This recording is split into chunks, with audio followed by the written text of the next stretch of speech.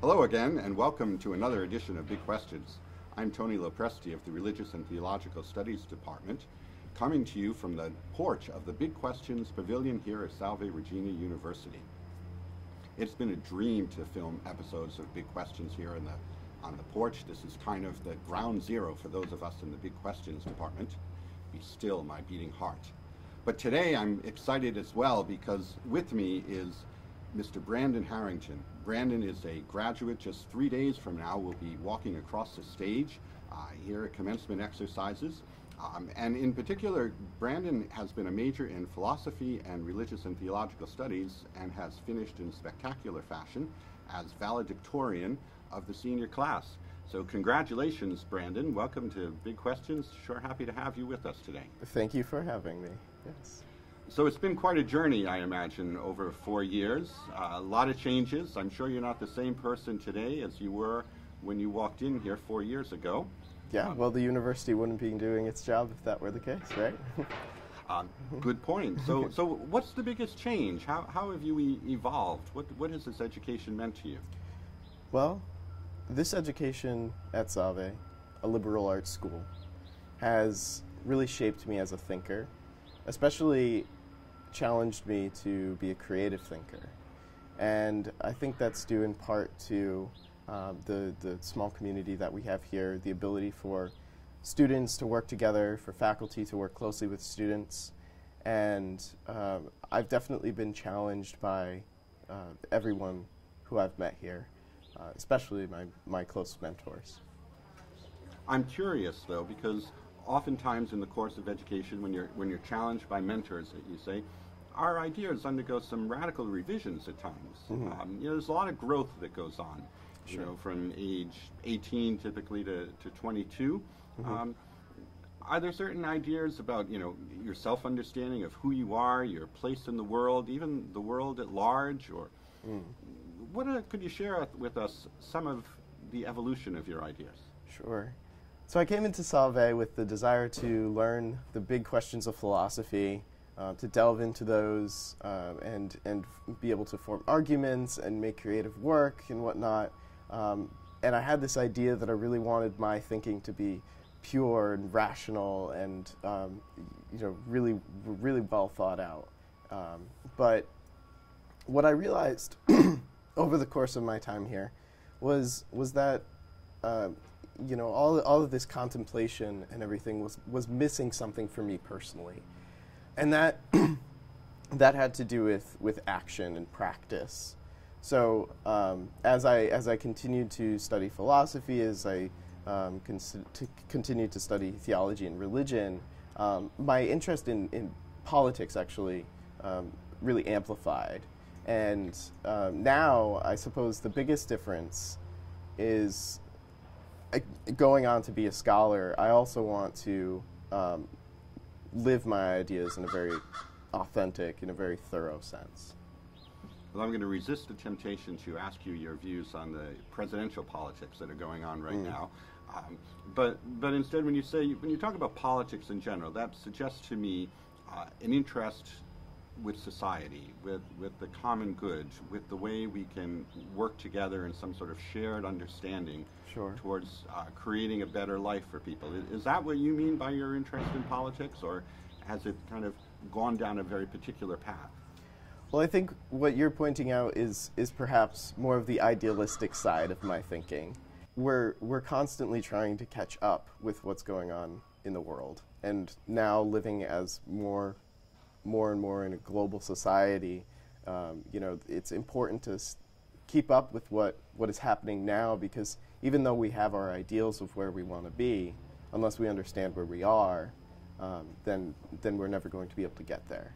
So I think on that more realistic side of my thinking, I'm trying to use philosophy, theology, religion, so on and so forth, to understand what's happening now and use that as a signpost towards where I want to be. All right, well, I'm going to take your bait here and say, okay, the realistic side, what's happening now? How do you size up the world? In a sense, I think that we're moving into a time of both something to think. Yeah, in a sense, I think we're moving into a time where we need to be really fearful of where the world is going. But at the same time, I see so much opportunity in that. Usually, I'm thinking from my biblical studies background as well. Out of chaos comes creation, right? Something like that. And I think that applies very much to the political and the social, where, so you mentioned our presidential election, and yes, it's a bit of a circus, and I think that's a pretty common view among us young people. But when you have candidates who are so radically different from what we're used to seeing, then there's that possibility there that maybe we could have something completely new. We have a chance to start from scratch, so to speak. Well, I'm interested on behalf of young people, and of course there's a lot of diversity with young people, but as one person in this millennial generation, what would you see to be the big, more important issues that are of real concern to young adults? Okay, well, I'll start at the national level and then speak a little bit more globally. I think right now we're seeing that race issues in our country are extremely, extremely important, and have been, but now they're really coming to the surface again, especially with the Black Lives Matter movement, of course. I mean, it's going on throughout our time at Salve. So that's definitely one issue that we have to pay attention to, no matter what your political leaning is, or what your values, where your values are. On a more global level, I know that Islamophobia is definitely a watchword now, that and a deeply felt fear among a lot of people that I know personally and read about on a daily basis. And these fears, these differences that we're recognizing and having trouble kind of dealing with, I think are standing in the way of the progress that we can be making as a nation and as a human community at large. And I think that it's our task now to find ways to maintain our differences, to understand our differences, but also to point ourselves towards those ideals, that common good.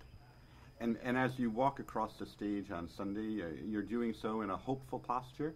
You feel mildly optimistic that we're going to meet the challenge? It's an open question, right? And I have hope, I have fear.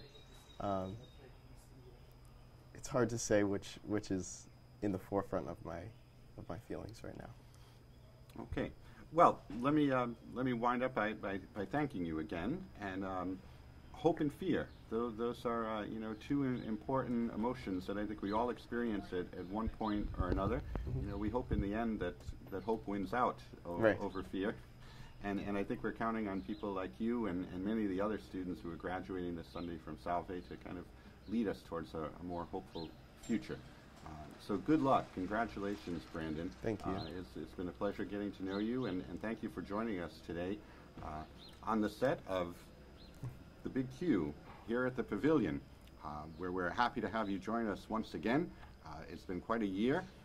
Please come back and when we film the next episode of Big Questions. But until that time, this is Tony LoPresti saying, remember, the good life is not so much about living large as it is about asking the big questions.